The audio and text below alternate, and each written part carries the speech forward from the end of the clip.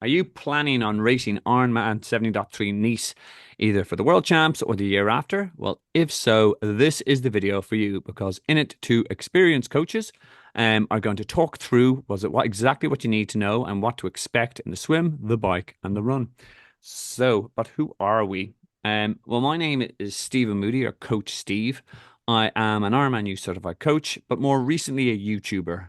I was gonna say influencer, but I can't do that because it makes me sound like a tosser.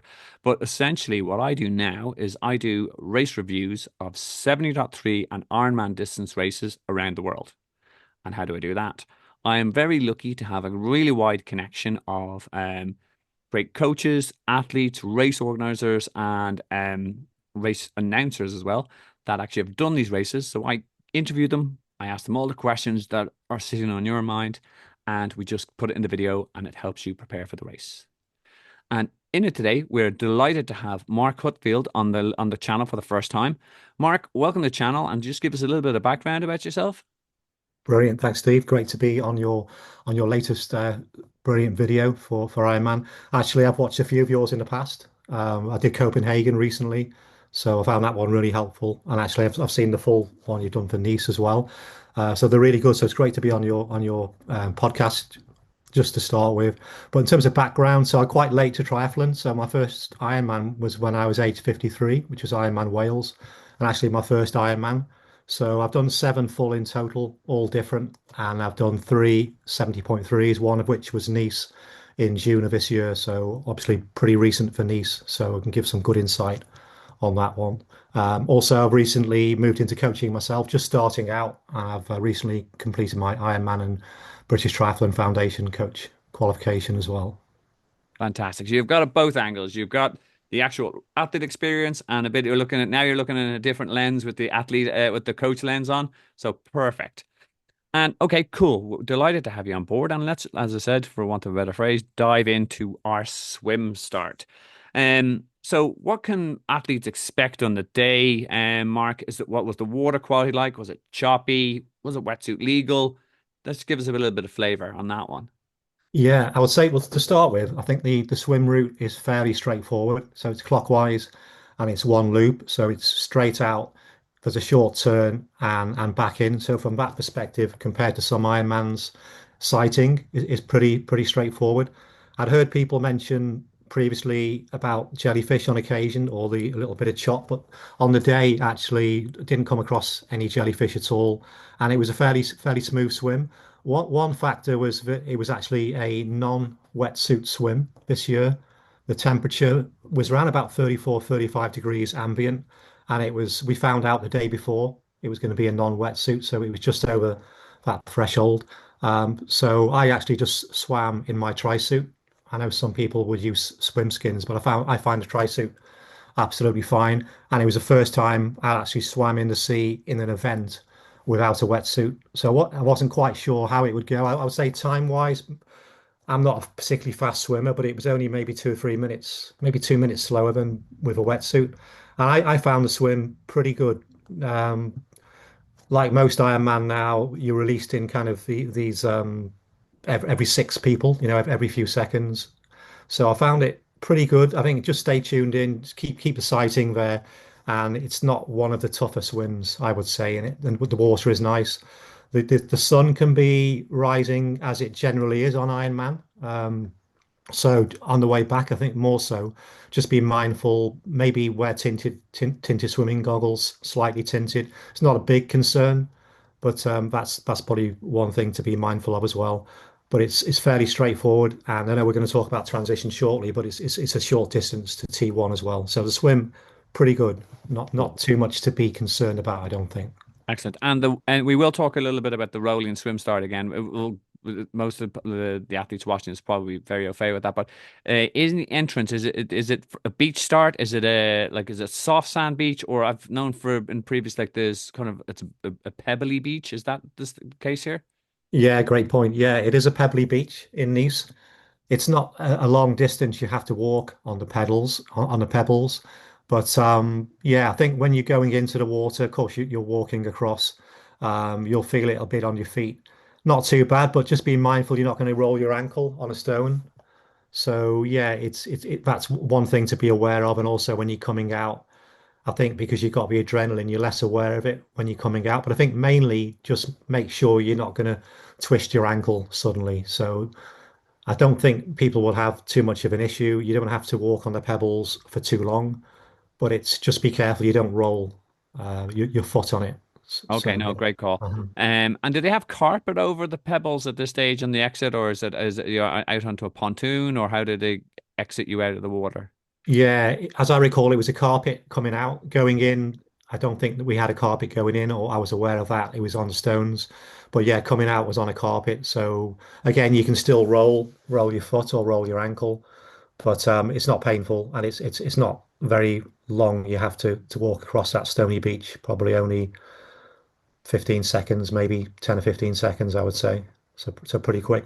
But like with all Ironman, really, it's that transition from coming out of the water onto land. So kick your feet, get some motion in your legs as you're coming in towards the beach, which does help with stability on your leg as well. And there are people there who help you out the water if you need it.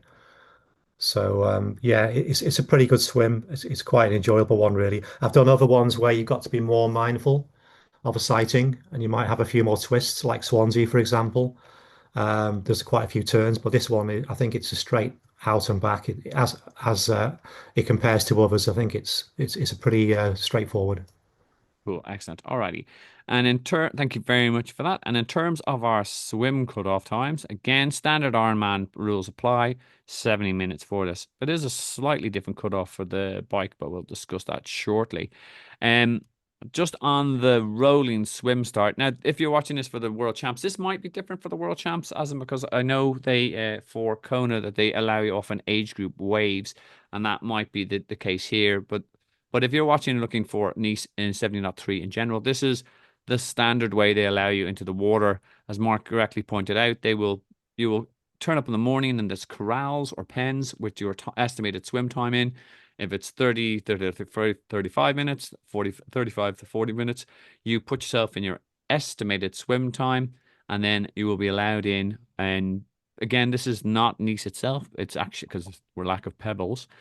But this is the kind of flow it works in terms of there will be fences there, and they will allow in six at a time. Um, the volunteers are standing here holding their arms. Every 6 seconds or 7 seconds, you hear an audible beep. They will let the athletes in. You can see these guys going in, and I love this guy. He's straight onto his Garmin. You should have pressed it there, my friend, because that's when your swim time starts. Because when you cross that mat, that's when your chip is activated. Um, in terms of my advice on this, very much seed yourself. If you're looking at this and you're not in the World Champs, but if it's just 70.3 Nice, make sure you put yourself in the right estimated swim time. There's no benefit putting yourself too far forward because you think you're going to save time to cut off. Bad idea. Put yourself in where you're going to be swimming with swimmers of your own ability. Otherwise, the stronger swimmers will swim over you. Horrible start to the day. But we will move on from that and we will talk a little bit about transition. Um, okay, Mark, you said that we'll exit out onto the beach. What the transition flow? How is it? You didn't say you said it wasn't a long run in, and what are you running on, and what's the transition area set up with? Yeah, so you come along the carpet across the beach. So being mindful you're not going to twist your ankle. As you come off the beach onto the promenade area, you are pretty much straight in to the transition area. So you actually come into the tent very, very quickly. So it's the standard Ironman process where you've got the blue bag for the bike. So the blue bag is hanging up. So you've got your bike gear in there.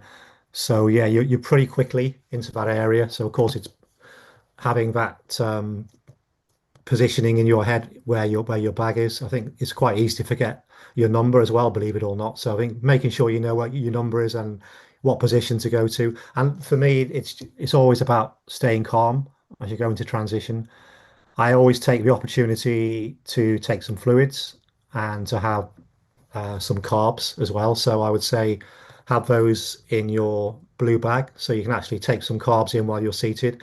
Because being a 70.3, you won't necessarily take too many carbs out with you. You've got the feed stations as well also, but I think it's a good opportunity to actually kickstart that fueling process.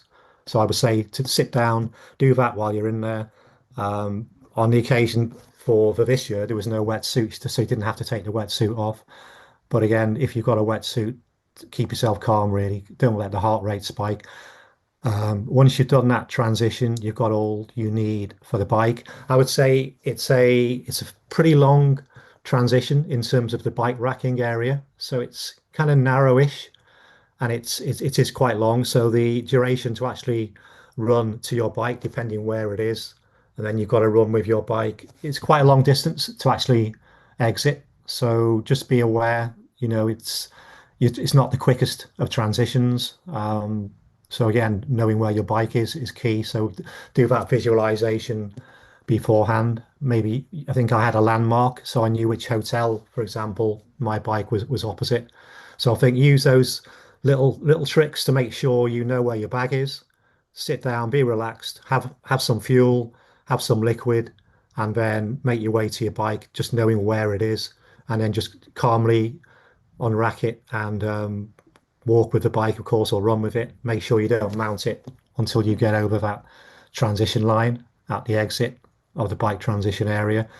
So I think it's typical of a transition, but it's longer to actually exit than some, I would say. So be aware of that.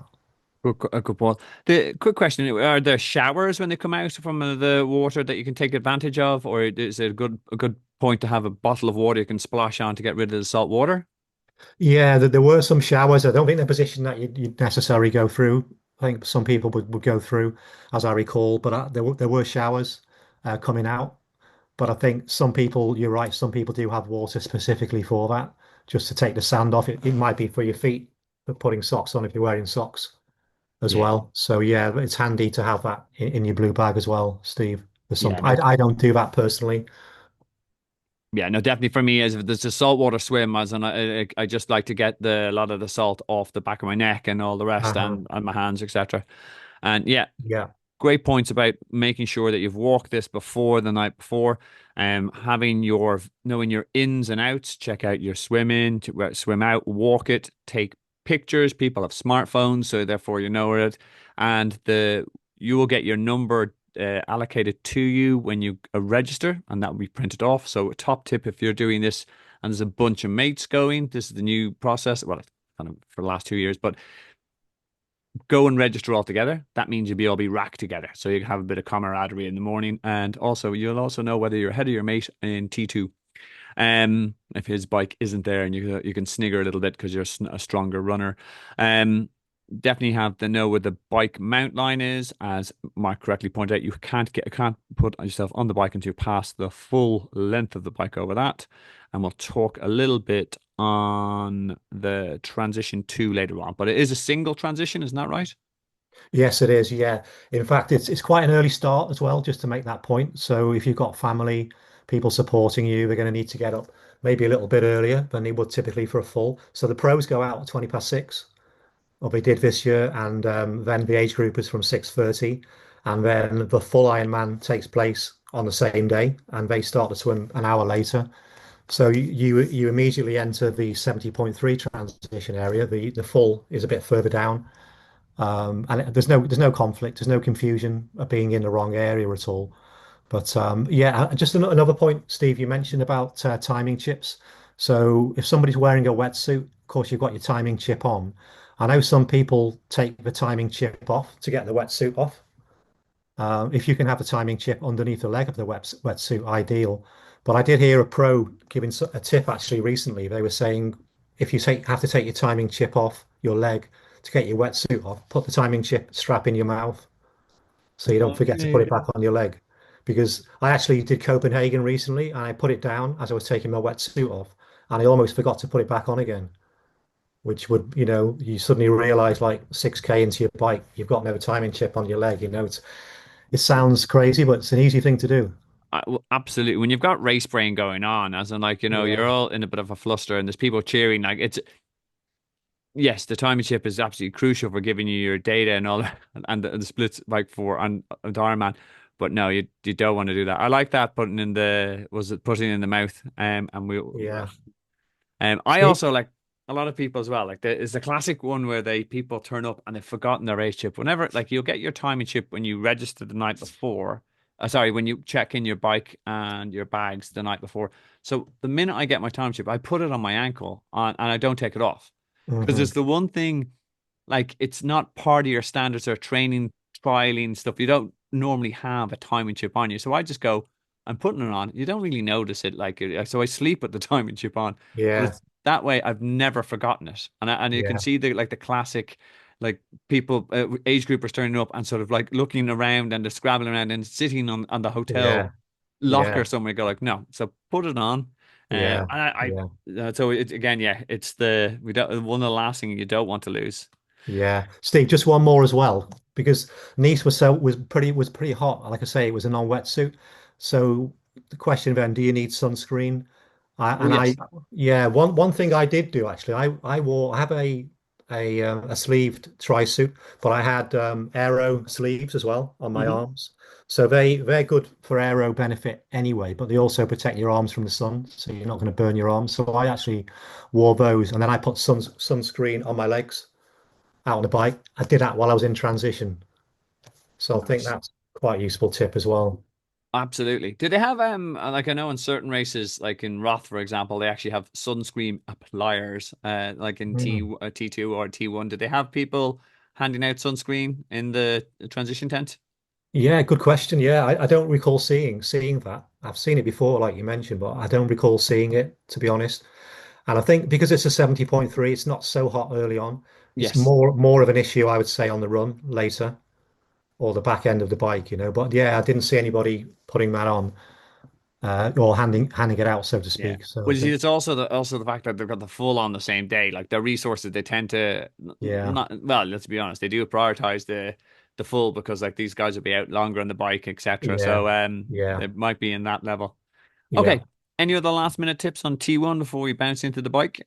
I don't think so. Just from a personal perspective, for the Garmin or whatever device you use on the bike, I tend to not leave it on the bike. Not saying anybody would take it, but probably just being cautious. So I actually put it in my shoe. So in my blue bag, I've got my Garmin device inside the shoe, so I'm not going to forget it. And then I take it with me and put it on the bike when I get there. Some people will leave it on the bike, that's fine. But I think if anybody's got something they want to make sure they take with them, put it somewhere like inside your shoe so you're not going to forget to take it with you, you know? I love that tip, but I also I have a counter story where one of my friends actually he had food in the shoe and he was in such a fuss and it actually ended up running with half a thing of was it fruit pastilles in the front of his runner and he couldn't understand why his feet were hurting so much. But I'm Brilliant, pretty brilliant. sure you will notice your Garmin computer. I know I do like that. I personally I stick it on the bike in the morning, just because as I said, like when I'm doing my trial runs, I just press the button and all the rest. The idea of Yeah, actually yeah, another thing to do, it might make me a little head explode. But yeah. no, I can definitely see there's a logic in that, and it Uh-huh. makes sense. So good call. Okay, we will bounce on to the bike course. Oh, sorry, just and again, if you are new and this you're looking at this 70.3 as the non-world champs, if you're still confused about what goes into and out of the transition bags to allow Ironman what they operate what they call a clean transition. Dirty transitions are like local domestic races where you don't have this bag system. There's a video in the comments below that shows you what goes in the blue, the red bag, and also personal needs, which is more for full, but you will see that and it explains and gives you little demos of how to pack. Alrighty, let's move on. Now, before we go on to the bike, by the way, just can we give Mark a big thumbs up for giving up his time and sharing his experience? If you like the video, that will be great. And if you are interested in checking out a coach who has experience of a number of different Ironman races, we got Swansea, we got Lanzarote, Copenhagen. What else have we ticked off so far in your career? Yeah, actually, so the order I did I did Wales, Barcelona, Italy, Lanzarote, UK in Bolton, Cozumel in Mexico, and then I did Copenhagen 2 months ago. And yeah, your video was brilliant for that. I like that. So listen, so you've done an awful lot of races. You're kind of, was it you're just arriving on the coaching scheme, but you're kind of like you're already ticking off your credentials, and you're coming with an athlete lens, and you know these races, and would be a great chance for someone to actually sort of, I want to target 70.3 Nice. I want to know someone who's talking about it, or Ironman Copenhagen. There you are. That's your website on in the link there. I'll also put your email and other any social media details in the comments so people can check it out. And it'd be a great chance for you to get on board with a top coach who has done a lot of racing in some fancy places. Cozumel. Mark, I'm well jealous.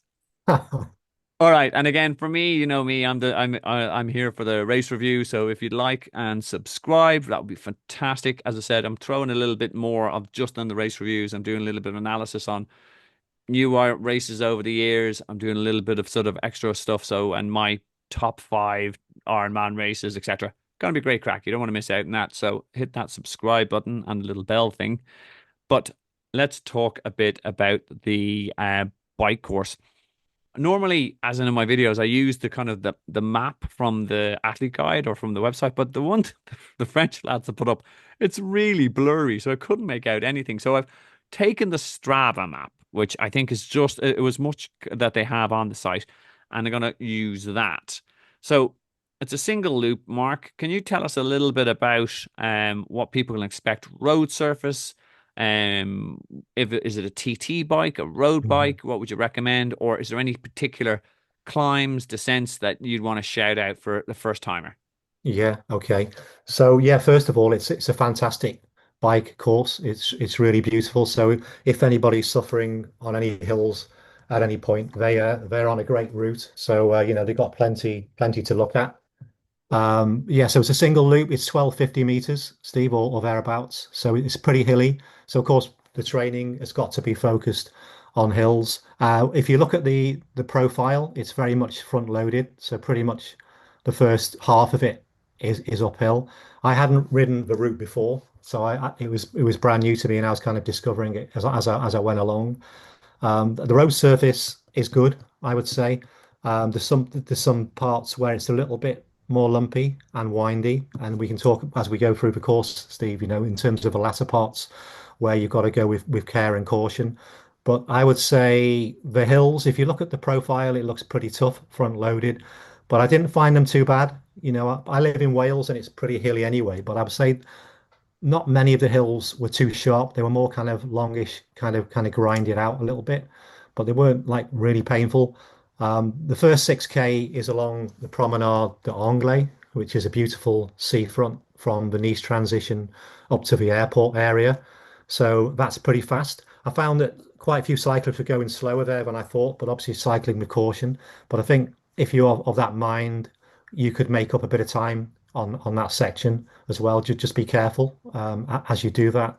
And then you do a left turn just around the airport area, and that's when you start to come into the hills. And they're quite long stretches. I think the first long stretch is about 10K in, and it's about I understand it's about 3.5% gradient on average, but some areas are about 10 to 15%. Ooh, ouch. Yeah, and that's a 9K climb, which starts 10K in, and that's Côte de Puget.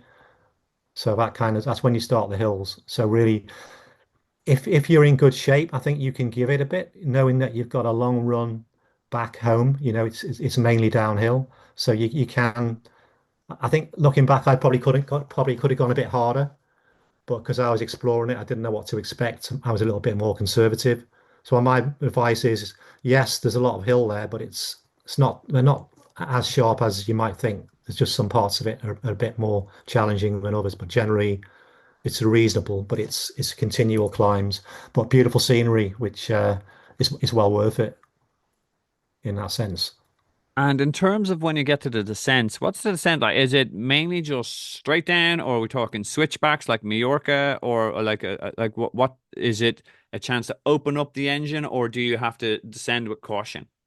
Yeah, large parts are a technical descent, so everybody needs to have their bike up to spec anyway, of course, but absolutely need to make sure you've got a good braking system. So yeah, there are stretches where you can really hammer it, and then you'll come to a bend. So you need to brake at the right time before you come into those bends. So I would say exercise on caution because ultimately you want to make sure you finish it, you don't have any accidents, and you want to get onto the run. If you really attack those technical bends, you're going to gain kind of minimal versus high risk. So I would say err on the side of caution because there are some fairly sharp bends, but equally there are some long straight stretches as well. And I think the latter part is probably more of a straighter section. I think from about 44 kilometers, it's more of a technical. You've got a few bumps there as well. And then from 62, 65K, that's a long descent into Nice, and that's fast, very scenic. Fantastic. Yeah. And a classic question, and again, a lot of the even experienced guys we ask, we're looking at this road bike or TT bike if you've got the option. And Yeah. is wind a concern? And therefore, if you had the option of a disc wheel or a deep rim section, what would your recommendation be? Okay. I think it's one of those where some people could justify a road bike on the basis of the amount of climb. I did Lanzarote on a road bike and I did Ironman UK, which was 3,000 meters on a road bike. Um, but I did Nice on a TT. What I found it worked well. You've got more speed on the flat and on the downhill.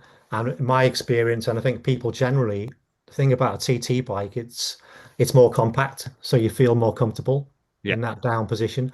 What I found, Steve, and for your viewers, people who have a road bike and they clip on the TT bars, yes, you're low down, but you're stretched, so you're unnaturally stretched forward. Those road bikes are designed to be on the road bike handlebar, really, not to be stretched further forward.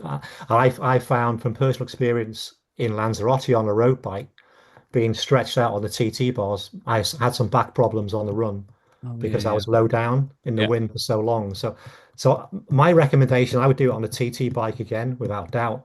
You could go with disc wheels as well because I don't think there's that much wind typically in Nice, so disc wheels are good also. If you're comfortable on a TT bike, don't be put off by the climb. I think you can make overall gains on the downhill on a TT and on the flat. So TT for me, but road does the job as well. Fantastic. Yeah, no, agreed. As I said, and you're right as well. It's also just having that experience of being comfortable descending on a TT bike, as in it's not Yeah. only just about the um if it's a completely flat course, a lot of athletes will go, I'm going to take the TT, but this is a comfort level. Like there'll be certain very strong cyclists out there who aren't comfortable descending on a TT bike, so that's their call. But um, for me, I'd be bringing my TT bike in this one, and I'd also be bringing my disc wheel because God, I Mhm. paid enough for it. I don't, I Steve, don't get it. on the gearing, so I used a 1033 on the back, so that Okay, was quite useful on the hills. So I think you're going to want to help yourself out if you can a little bit. Depends what you're used to really, but 1033 I had on the rear, and I had a 4835 on the front. But a compact gives you that comfort, which is a 5034. So I probably wasn't far away from a compact kind of arrangement, really. brilliant, excellent, love that. Okay, cool. Now we will move on. Is there anything else on the bike course you want to throw in? But love the gearing info as well. Yeah, there's obviously the aid stations are there on a 70.3. I did have a little top tube bag to put some bars in there. I think mainly I used the carbs from the feed stations rather than the gels or the bars, but everybody's different. But I think if somebody does use any of the feed stops, don't ride through them too fast. It's easy to think, oh, I'll just grab the bottle and as I'm whizzing through, but it's quite dangerous. And actually, you might grab a bottle and then drop it again. I'd say slow down. You don't have to stop, but you can slow down to take the bottle. And obviously, make sure that you put your old bottles that you discard within those specific designated areas as well.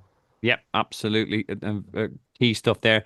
We'll talk a little bit about aid stations on a couple of slides here, but also just a shout out because, by the way, it's 92K, as in, didn't realize that. As in, and this is also why they probably have the extra 10 minutes on. The standard kind of Ironman cutoff time is 5:30, but just be aware of that. So, like, it's a beautiful, challenging course, and like, why not throw an extra 2 kilometers on? Just how French. But again, just be aware of it. So aid stations. You've mentioned that, and we won't go into too much detail because, again, I suspect a lot of people watching this video might be experienced athletes, but you've correctly pointed out some key things, and it's a bugbear of mine, and it's something that I will always hammer home. You can only litter on the course at aid stations, but in between this, they call it the eco zone, which I think is very nice. The French people, whereas the Americans call it the trash zone, we call it the rubbish zone. At the start of the aid station, at the end of the aid station, they're the 2 points where you can chuck bottles, was it bananas, gel wrappers, etc. Anywhere outside of that, you'll be seen by the marshals, and two things will happen. You'll get disqualified, and people in the triathlon community will think you're a dick. We come along, we are guests in Nice. It's a beautiful part of the world. We leave it as if we were never there. We take only pictures, we leave only footprints. And if we throw all our rubbish here, it means that Ironman can come, they do the big scoopy up thing, and it's as if we weren't there. And then we get invited back to Nice, and everyone's happy. The other stuff as well, like the aid stations, there will be volunteers handing out bottles, 750 milliliter bottles. They'll have water, electrolytes, fruits. When I say fruits, they have bananas. It's a banana. And they've Morton gels and bars, and they will have that's around 300, 400 meters long. And there's some key things there, as Mark already correctly pointed out. Slow down, secure the bottle, communicate with your athletes as well, fellow athletes and the volunteers, make eye contact, water, water, water. These guys are good. They'll run alongside, grab, you secure, and then you move out. But again, I'm coming out. So, aid stations, high risk because lots of things happening. Athletes moving in, volunteers, people throwing things, people dropping things. Be 100% sure that you're aware of what's in front of you, but also high reward. It's going to be hot out there in Nice, as in you'll need the water, you'll need the fuel, you'll need the electrolytes. Work it into your aid state, your strategy on that. And as I said, this is the aid stations are 24 kilometers, 36 kilometers, 57 and 77. They have the it's going to be precision hydration, I believe, because that's the European drink. So if you can practice, was it drinking that? I must get a link to that and put it in the comments below. The other elements that we have as well, the Morton bars, Morton gels, bananas. Um, how did you find what's your take on the Morton gels and the bars, Mark? Do you like them? Do you train with them, or what's your take? Yeah, to be honest, Steve, I tend to use my own even on the full, as opposed to taking. I think I had something when I was in Bolton, Ironman UK. I didn't know what it was, and I didn't like the taste of it at all. I just stick with what I know. I use carbs in my bottle, so when I set out when I'm in T1, I actually have carbs in the bottle in my drink. I take Okay. carbs then. So I've got carbs in my two bottles as well. And I actually take a couple of sachets out with me. So sometimes personally for me, I actually stop. I take a water bottle from the feed station and I actually I stop and empty my sachet into that water. So I do that. Other people are happy to use, what's available if they're familiar. I do use the precision hydration electrolytes, so I tend to take those for the bottles. But personally, I take bananas. So like when I did Copenhagen, I was using bananas. I think the body adapts is well adapted to kind of real food rather than gels, really. Everyone's different. Yeah, no, absolutely. And again, Yeah. there's a video in the comments below about Ironman and 70.3 nutrition as well. And you do need to trial it, and don't get blinded by you have to eat Morton gels. Or like I know some of my athletes, they just can't stomach it. One of them described it as like eating hair gel, which I thought was brilliant, as in because I knew exactly what he meant. But then I also wondered, has he eaten hair gel to test this theory? So, but again, I just know that it's gloopy and it doesn't work for him. So we had to work out nutrition strategy about how what else he could get, and we worked. Actually, he feels himself on jelly babies the entire 70.3, and he loves it. As in, like, so is Iron Man going to tell you to eat 70 was it 40 jelly babies entire? No, but it just trying it out in the training runs, trying it out. But yeah, I like Precision Hydration. I've actually tried their gel bars, and that's the latest thing. I really like them. Mm, Big fan. The Morton gel, I can't stomach them, although mhm. they're expensive.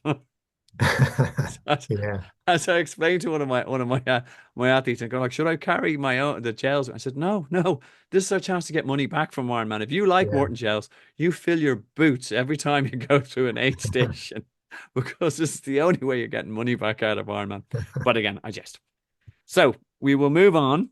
And again, thanks very much for that. But for those who are new to Ironman, I do have a video below that shows about do's and don'ts, and it kind of catches some of the key things that Coach Mark has already said, just slowing down, kind of keeping an eye out, communicating, etc., and sort of do's and don'ts. Do watch that and make sure you give it a thumbs up. It makes me it helps my notions as an influencer. Oops, I said as. Right, we are back to T2. And what do kind of guys expect? Is this any top tips and talk us through that, Coach Mark?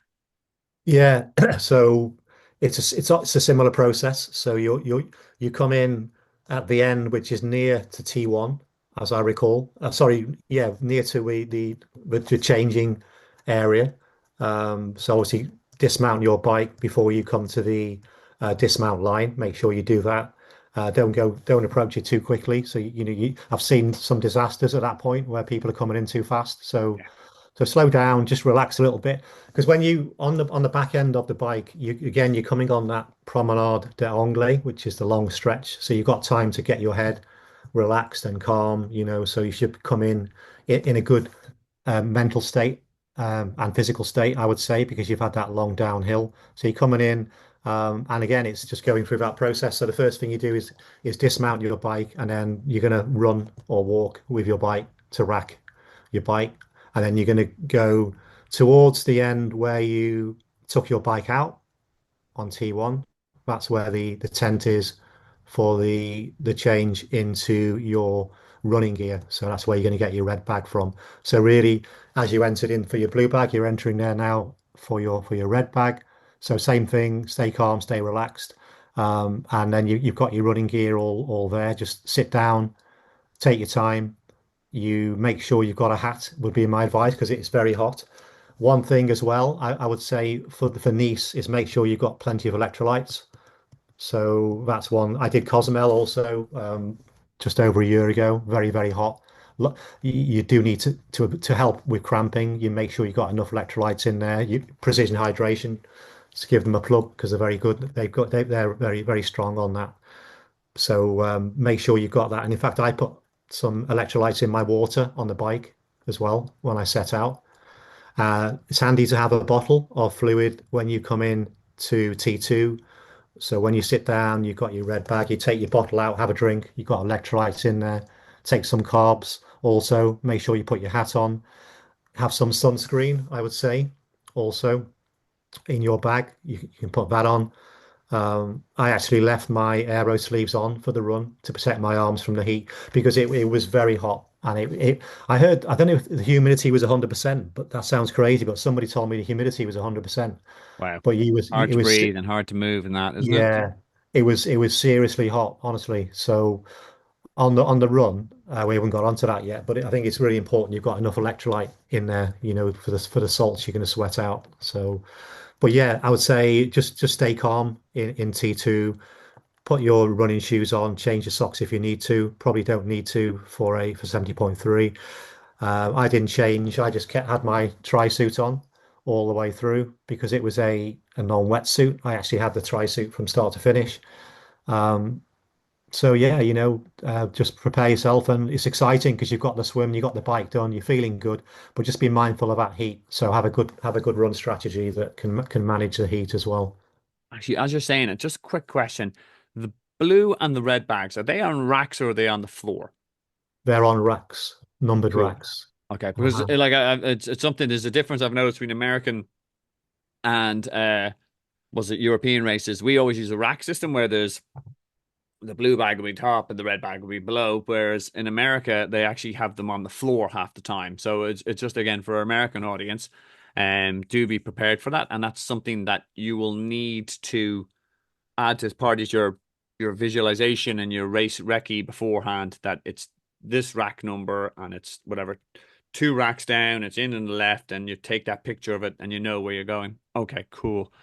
Um, all right. I know, and I 100% agree with you. Get get in and get out for T2. T2 is always quicker, in Mhm. my experience. And what we tell our guys is nothing good happens in T2. As in, you get in, you get out. As soon as you get your shoes on, everything else you can do in motion when you're heading towards this run out exit. Where you can put on your hat, your sunglasses, your hat. You can take a gel as you're going, but the minute the shoes are on, move. As in one of my other athletes said, the only thing you'll find in T2 is other people's problems. As in like someone sitting and go like, oh, I didn't have my bike split or my hamstrings are cramping. And just go, get moving. And you can have all the conversations you want at the finish line over cold beer. But you've got a half marathon to get into and let's just move it. Any other tips for or kind of insight on T and transition two? I think if anybody's got a similar haircut to mine or lack of it, you're definitely going to need a hat. But Yeah. I would say wear a hat anyway. Believe it or not, I did Lanzarote 70.3 with no hat on, and Oh, it was Jesus. so hot. My head was like suffered afterwards, you know. So I think if you've got hair, you still need a hat because it's so hot. The weather may be different, but Yeah. typically it is very hot and it just keeps that heat off you a little bit. So I think that's really important. I think if sunscreen is important because if suddenly you're out there and your arms are burning, Yeah. it's no fun. But I think that pretty much covers it. But I think the electrolytes is really key. Um, so yeah, just stay calm and be excited and get out there. You're really out there and the support is brilliant. You're in a fantastic location in Nice, so it's very exciting actually. And I think if you got to that point now in T2, you're in good shape. No, absolutely. Also, another benefit, by the way, I'm a massive fan of actually using a hat. And another reason why is what I will do if they have ice at aid stations, I put ice under my hat and then it actually allows it to melt in. Now, some guy gave out to me a video saying it was a bad idea and I said, trust me, when you're in that sort of heat and it's melting that quick, it doesn't hurt your head because there's ice cubes on it. It only helps. So the transition video again, if you want to look at the transition bags there in the comments, and let's hop on to the run course.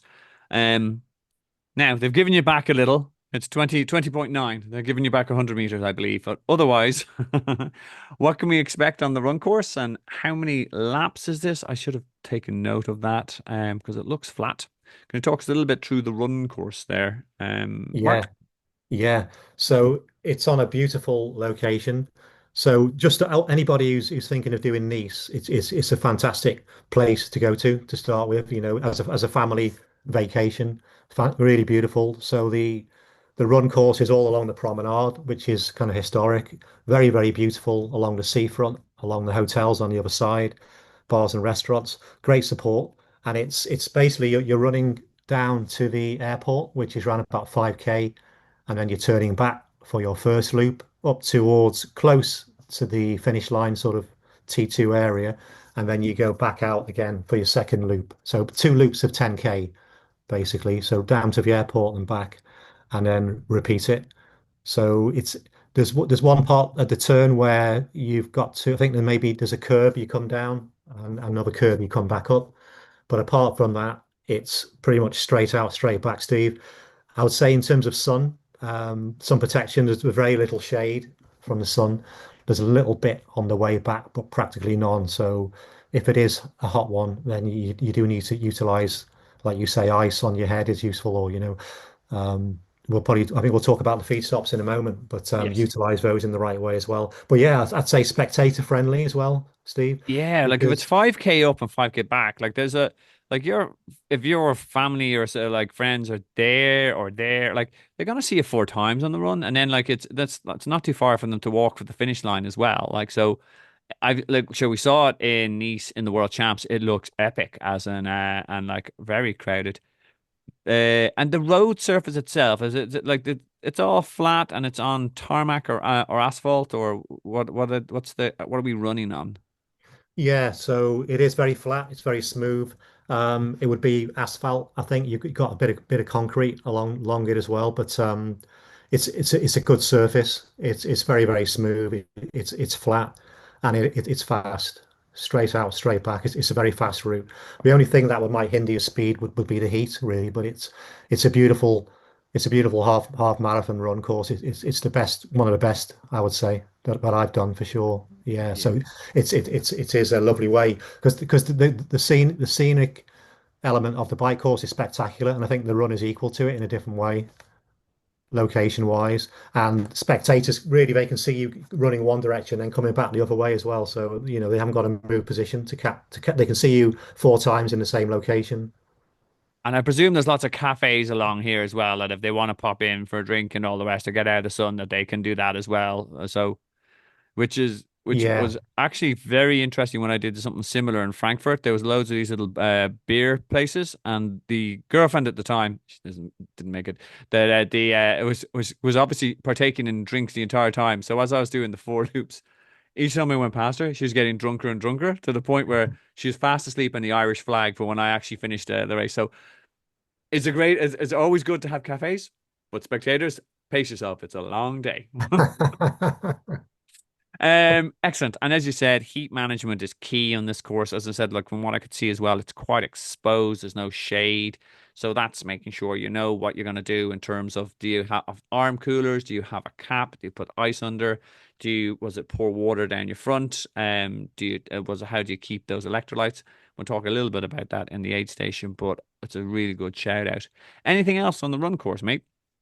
Yeah, I know we probably talk about nutrition separately in terms of feed stops, but on because it was so hot, they were very, very good in Nice in terms of having hoses, water, Oh, lovely, yeah. ice to help you cool down.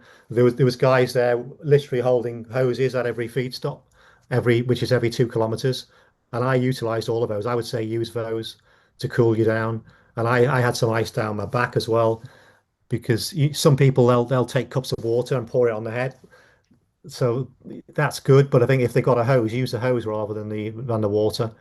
But You know, I would say they were very good to support you in the heat. yeah, and again, one of the things I've learned from one of the great things about these race videos, I'm picking up, I've been in this game for ages, but I'm still picking up hints and tips. One of the guys, the South African coach, what they recommend, they always bring a Ziploc bag. And I said, what do you do? So like instead of they'll go and if there's ice, they'll put the ice in the Ziploc bag and they'll put it down their front or their back, right? So then by the time they get to the second aid station after that, that's melted and then they can chuck it out and fill it up with Mm, ice again. Because one of the classic things, if you throw a load of water down yourself or on your head, it goes all the way down to the socks and you can end up sometimes getting blisters or having squelchy feet. But he said this is great. It gets that core cooling effect. So a little Ziploc bag in and you can, mm, that's something that you have in your blue, was it your red bag anyhow?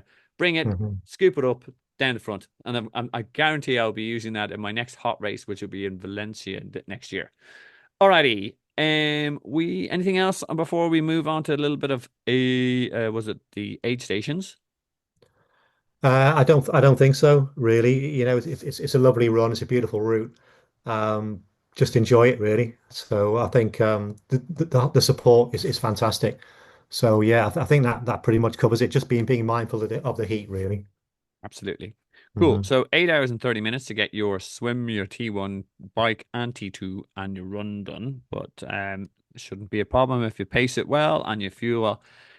About the aid stations, as we've talked about, the again, by the way, just it's a bugbear of mine that they will have the trash zone, eco zone, only litter in these aid stations.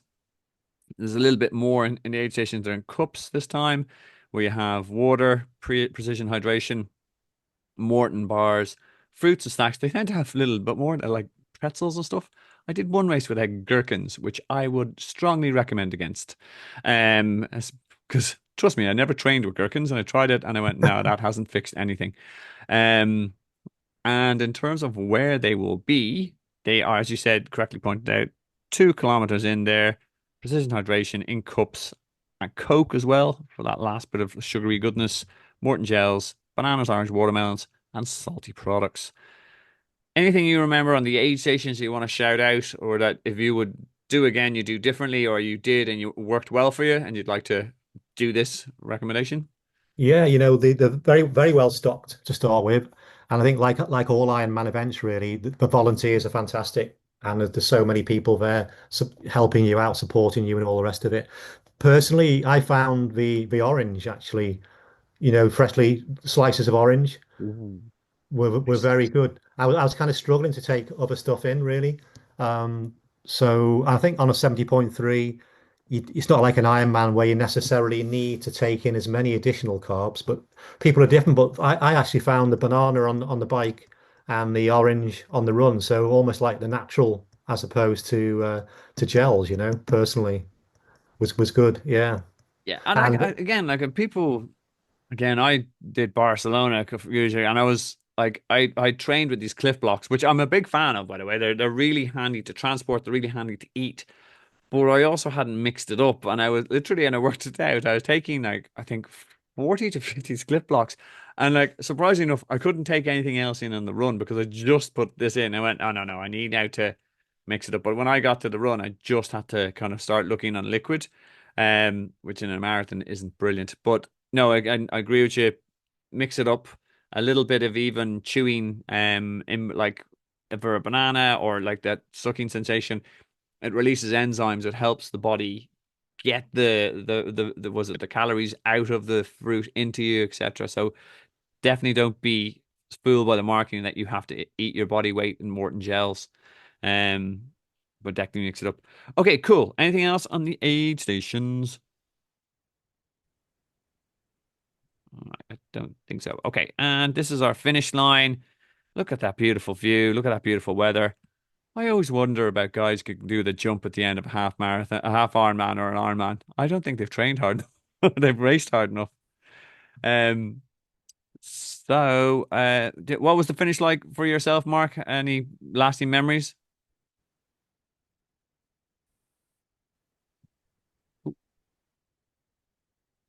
Mark, you still there? I think you've frozen a little. Oh no.